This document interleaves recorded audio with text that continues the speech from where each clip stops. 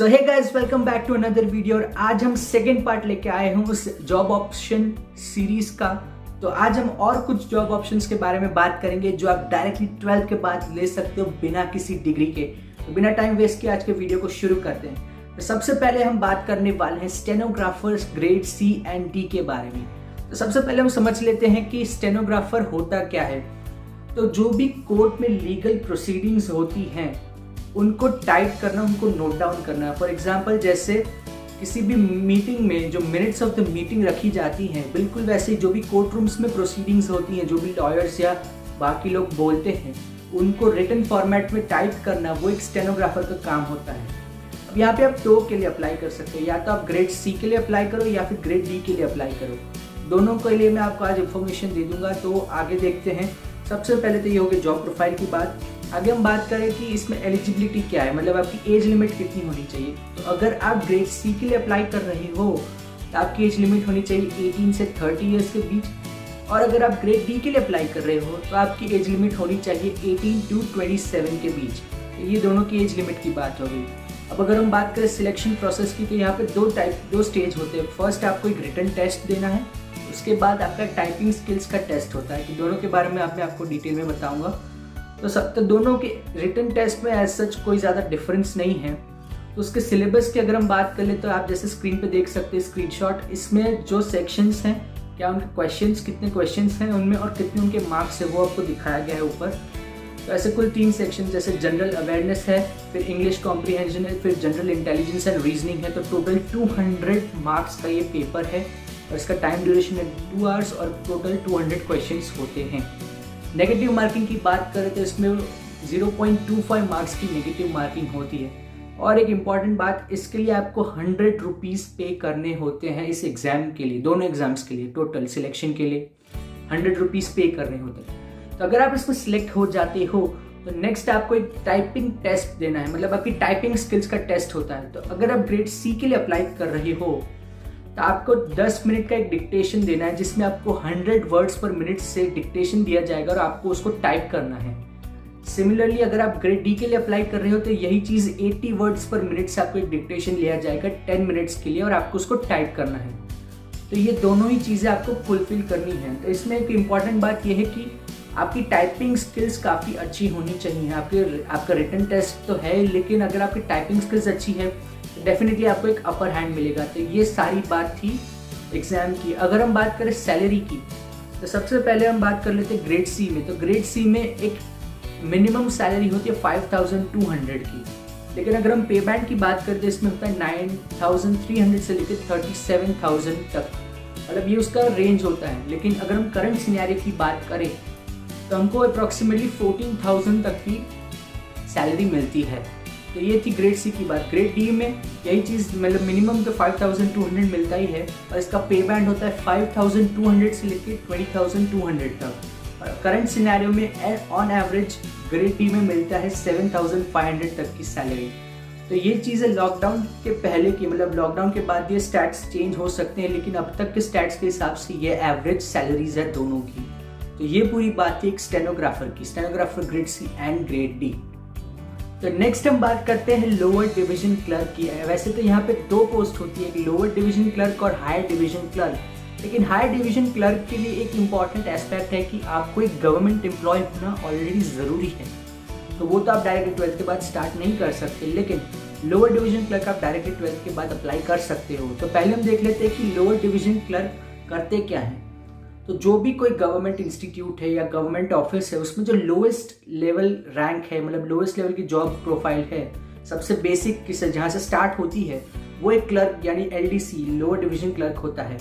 उनका काम ये है कि ऑफिस के सारे डेटा, सारा डॉक्यूमेंट्स, फाइल्स को मैनेज करना, उनको मेंटेन करना, प्लस जो बड़े ऑफिसर्स हैं उनको डे टू डे एक्टिविटीज़ में हेल्प करना, ये क्लर्क लोअर डिवीजन क्लर्क का काम होता है। तो ये तो बात हो गई जॉब प्रोफाइल की। अब बात करते हैं कि इस पर अप्लाई कैसे करें, इसकी एलिजिबिलिटी क्या है। तो एलिजिबिलिटी के लिए यहाँ पे एज लिमिट आपकी होती है 18 से 27 ईयर्स के बीच में, प्लस आपको 12th पास होना ज़रूरी है। और भी एक इम्पॉर्टेंट चीज़ है, वो मैं आपको आगे बताऊँगा। अगर हम एग्ज़ाम की बात करते हैं, यहाँ पे भी 2 स्टेजेस में आपके एग्ज़ाम होते हैं। एक होता है आपका रिटन टेस्ट प्लस एक टाइपिंग टेस्ट। तो रिटन टेस्ट के अगर हम सिलेबस की बात करें तो जैसे आप स्क्रीन पर देख सकते हैं कि इसमें 3 से 4 सेक्शंस होते हैं और हर सेक्शन के लिए आपको 2 घंटे मिलते हैं। जैसे जनरल इंटेलिजेंस है, जनरल अवेयरनेस है, न्यूमेरिकल एप्टीट्यूड है और इंग्लिश कॉम्प्रीहेंशन है। हर एक में 50 क्वेश्चंस, तो टोटल 200 क्वेश्चंस का ये पेपर होता है। नेगेटिव मार्किंग ऐसे नहीं होती है और हर सेक्शन के लिए आपको 2 घंटे मिलते हैं, तो ये भी ध्यान रखने वाली है। अगर इसमें इसको आप पास कर लेते हो तो नेक्स्ट आपको एक टाइपिंग टेस्ट देना है। टाइपिंग टेस्ट में आपको एक चीज़ की आपकी टेस्ट होगी कि अगर आपका हिंदी लैंग्वेज है तो आपको 30 वर्ड्स पर मिनट की रेट से टाइप करना आना चाहिए और अगर आप इंग्लिश लैंग्वेज में हो तो आपको 35 वर्ड्स पर मिनट की रेट से टाइप करना आना चाहिए। अगर इससे ज़्यादा है तो आप सिलेक्ट होगे, तो आपकी सिलेक्शन पॉसिबल नहीं है। तो ये भी बहुत इंपॉर्टेंट है अगर आप इस एग्ज़ाम के लिए प्रिपरेशन कर रहे हो कि आपकी टाइपिंग स्किल्स काफ़ी अच्छी होनी चाहिए। तो ये तो बात हो गई एग्ज़ाम की। अगर हम बात करें सैलरी की, सैलरी में इसका पे बैंड तो होता है 5200 से लेकर 20200 तक, लेकिन हम ग्रॉस की बात करें मतलब सारे और कुछ अलाउंसेस और बेनिफिट्स को मिला दे तो ये 29,000 से 35,000 तक का आपको सैलरी मिलता है। तो ये पूरी बात हो गई लोअर डिवीजन क्लर्क की। तो नेक्स्ट हम बात करने वाले हैं डेटा एंट्री ऑपरेटर के बारे में। तो सबसे पहले हम समझ लेते हैं कि डेटा एंट्री ऑपरेटर होता क्या है। तो कोई भी गवर्नमेंट इंस्टीट्यूट में जहाँ पर भी जो डेटा है, जो डिजिटल डेटा आप फीड करवाते हो, वो एक डेटा एंट्री ऑपरेटर ही करता है। मतलब वो सारा जो है वो कंप्यूटर सिस्टम्स में, डेटाबेसिस में वो फीड करेगा, उसको मेंटेन करेगा, उसका एक अच्छा रिकॉर्ड रखेगा ताकि जब भी आपका कोई लीगल काम करवाना हो तो वो डेटा अच्छे से यूज़ कर सके। तो वो रिकॉर्ड कीपिंग और वो सारा काम उसको मैनेज करना, उसको मेंटेन करना, वो एक डेटा एंट्री ऑपरेटर का काम होता है। अब बात करते हैं इसके लिए आपको एलिजिबिलिटी क्या चाहिए। तो फिर से इसमें 18 to 27 ईयर्स तक की एज लिमिट और आपको 12th पास होना ज़रूरी है। बात कर ले अगर एग्जाम्स की, तो यहाँ पे भी आपका एक रिटन टेस्ट होता है, उसके बाद एक डिस्क्रिप्टिव टेस्ट होता है, उसके बाद आपका एक टाइपिंग टेस्ट होता है। तो अगर हम रिटन टेस्ट के सिलेबस की बात करें तो आप स्क्रीन पर फिर से देख सकते हैं, मैंने आप जो दिखाया है कि जनरल एप्टीट्यूड है, क्वान्टिटेटिव एप्टीट्यूड है, जनरल अवेयरनेस है, जनरल इंटेलिजेंस है। तो ऐसे सेक्शंस हैं और हर एक के 25 क्वेश्चंस है और 50 मार्क्स है और इन टोटल आपको 60 मिनट्स का टाइम मिलता है। उसके बाद अगर हम बात करें तो यहाँ पे जो फर्स्ट टेस्ट है वो कंप्यूटर बेस्ड टेस्ट है और बाकी एक ऑफलाइन टेस्ट और लास्ट में आपका एक टाइपिंग टेस्ट होता है। इसके बाद अगर हम बात करें इसकी सैलरी की कि आपको सैलरी कितनी मिलेगी, तो यहाँ पे सैलरी आपको 2 टाइप से मिलती है। अगर आप एक बहुत बड़े लेवल पे काम कर रहे हो तो आपको वर्क पर आवर, मतलब आप कितने घंटे काम करते हो उस हिसाब से एक घंटे के हिसाब से चार्ज मिलेगा। और अगर आप लोअर लेवल से जस्ट अभी बिगनर हो तो भी आपको एक अच्छा डिसेंट अमाउंट मिलता है। लेकिन दोनों में मैं आपको एक एवरेज बता रहा हूँ। जो लोअर जो स्टार्ट करते हैं एकदम बेसिक लेवल से, उनका एवरेज 1,74,000 एनुअली उनका सैलरी होता है। अगर आप बड़े लेवल पे जाओगे तो आपको एक घंटे के हिसाब से भी चार्ज मिलेगा। तो ये भी एक हाई सैलरी जॉब है और ये काफ़ी अच्छा और डिमांडिंग जॉब है क्योंकि आज सब कुछ डिजिटलाइज हो रहा है तो इसकी डिमांड बहुत ज़्यादा है। तो डेफिनेटली बहुत अच्छा जॉब ऑप्शन है।